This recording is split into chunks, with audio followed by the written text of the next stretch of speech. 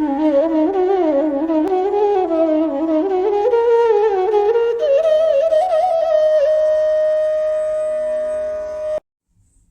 Krishna.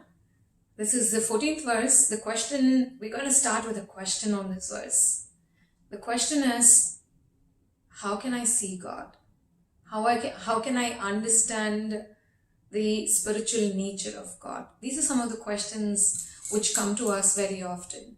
This particular verse actually favors a thought process in this zone.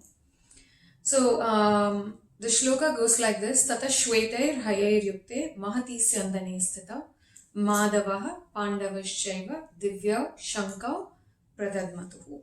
So the point is, tataha, both of them at that point, when Bhishma Deva sounded his conch shell and all the other Panava, Anaka, Gomukaha, all these trumpets, bugles and drums, kettle drums were all blowing, there was also someone else who started blowing their conch shell to say that, yes, of course, are you ready? We are also ready.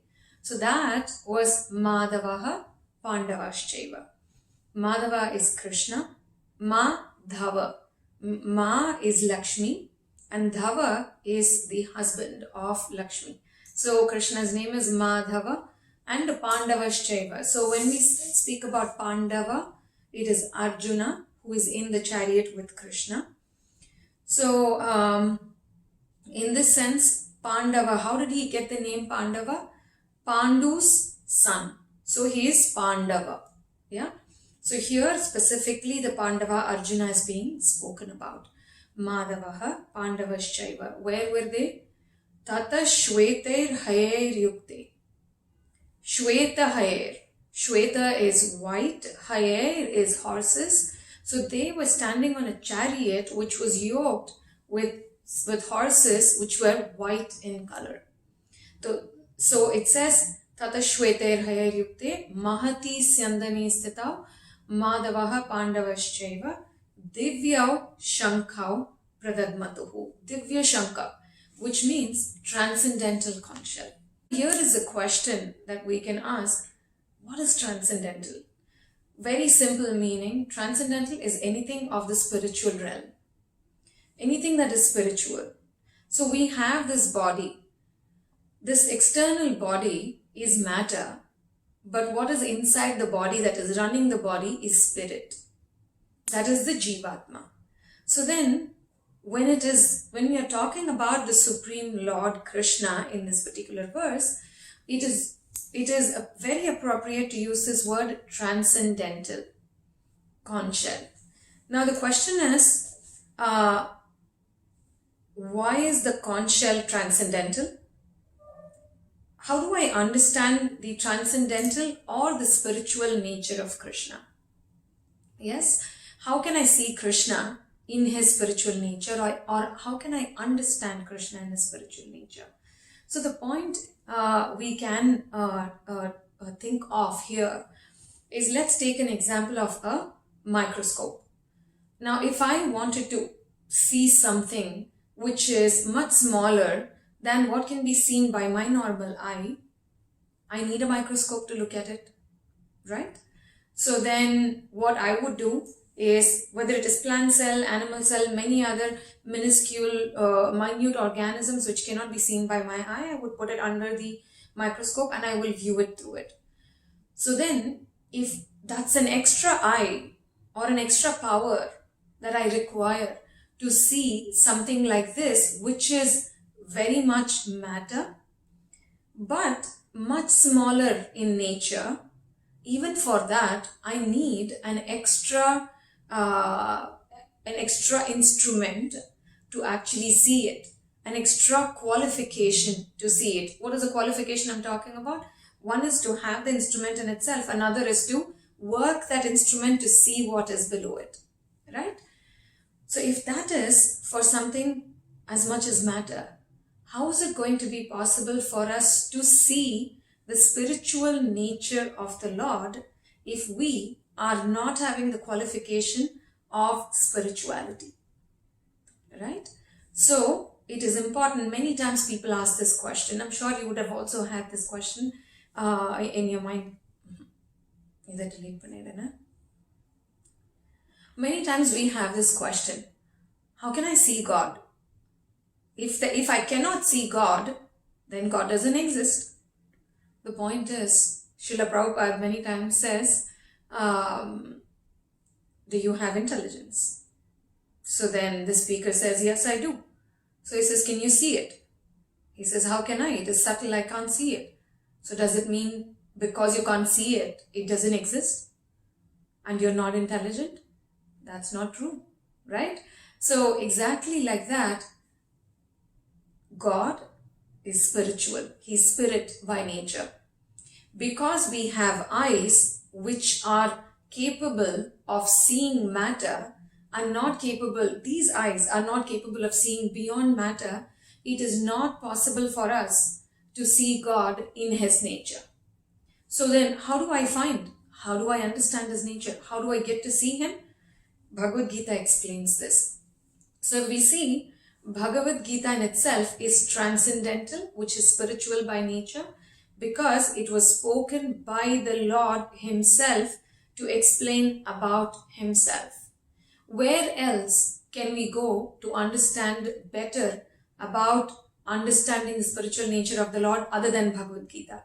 Because Arjuna is asking many questions to Krishna.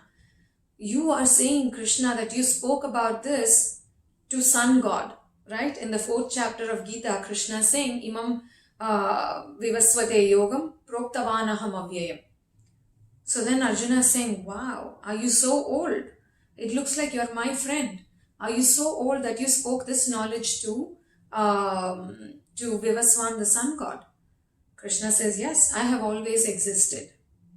So then one with faith in Krishna, wanting to really understand and wanting to qualify to at some point see the spiritual nature of Krishna, will really pick this beautiful scripture up, read it as it is, and hence will be able to understand the spiritual nature of Krishna and will get the eyes. So who will give the eyes? Krishna will give the eyes to see it. If we truthfully, faithfully, with all the desire, read this particular scripture, hear this particular scripture, then we can very easily understand the spiritual nature of God and can have a relationship with God. Because if we see here, even the conch shell, which according to us, in our eyes, is non-living. But if you see, the shloka says, Divyav Shankhav, which means transcendental conch shell. How can the conch shell suddenly become transcendental? Isn't it spirit and people should have,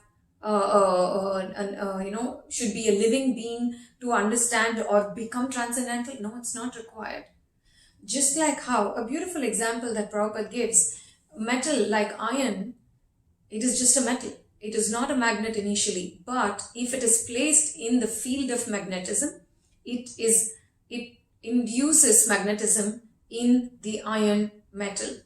Exactly like that, even something like the conch, Shankha, because it has been in the presence of the Lord is transcendental. Whatever is in proximity with the Lord, even with the devotee of the Lord, becomes spiritualized, right? And so it is not just the Lord's conch shell which is spoken about as Divya. They're saying Madhavaha Pandavaschaiva Divyau Shankau Pradadmatuhu. Both their conch shells are Divyam here. Krishna's conch shell is Divyam because it was in touch with Krishna, and because Arjuna was always the friend of Krishna, always non-envious of Krishna, and always wanted to understand Krishna in his nature, Arjuna was also transcendental or spiritual by nature. And so, because the conch came in touch with Arjuna, just like how the iron, when it comes in touch with the magnetic field, induces magnetism, because Arjuna and the conch shells coming in touch with Krishna, who is completely, purely transcendental or spiritual in nature also got spiritualized, and that is the reason why this particular verse is very, very important, because the first verse, which talks about the real nature of Krishna, this is the beginning of Gita, trying to help us understand Krishna in his real nature. So, to finish with the verse, Tata Shwetair Hayair Yukte Mahati Syandane Stitao Madavaha Pandavaschaiva Divyau Shankau Pranadmatuhu. Hare Krishna.